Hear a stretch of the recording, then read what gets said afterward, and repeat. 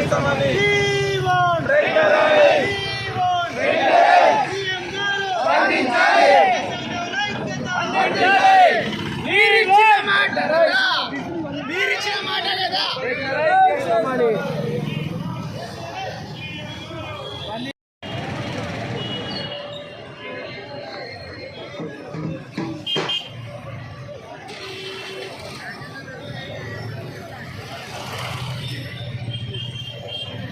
మిమ్మల్ని మేము ఎన్నిక చేసుకొని మా నాయకుడిగా మేము తెచ్చుకున్నాము. మీరైనా మా కష్టాలను అర్థం చేసుకొని మా బాధలను తీరుస్తారనుకుంటే మీరు కూడా ఇచ్చిన హామీని నిలబెట్టుకోలేకుండా ఇలా మాట్లాడుతుంది. మీకు న్యాయమైన మేము 30 రోజులుగా ఆడబిడ్డలం అందరము నడి రోడ్ల కడుపు కట్టుకొని కూర్చున్నాం. మా ఆకలి బాధలు మీకు అర్థం అవ్వట్లేదా?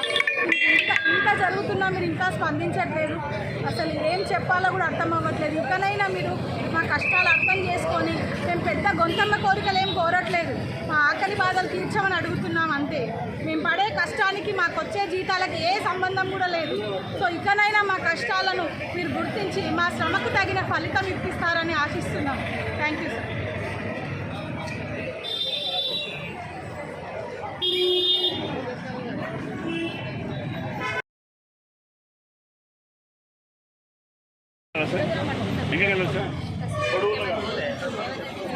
నమస్కారం.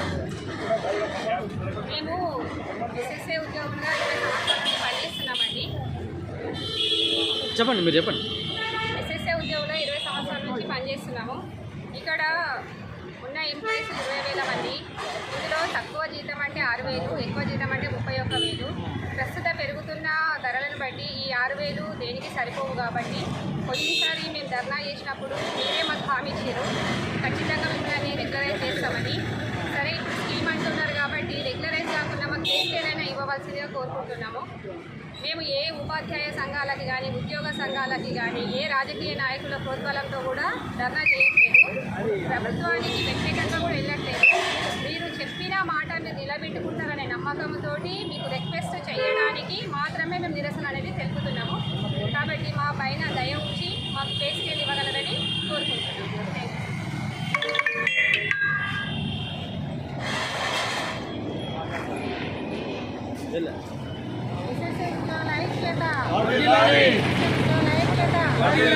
మమ్మల్ని వెంటనే పే స్కేల్ తొందరగా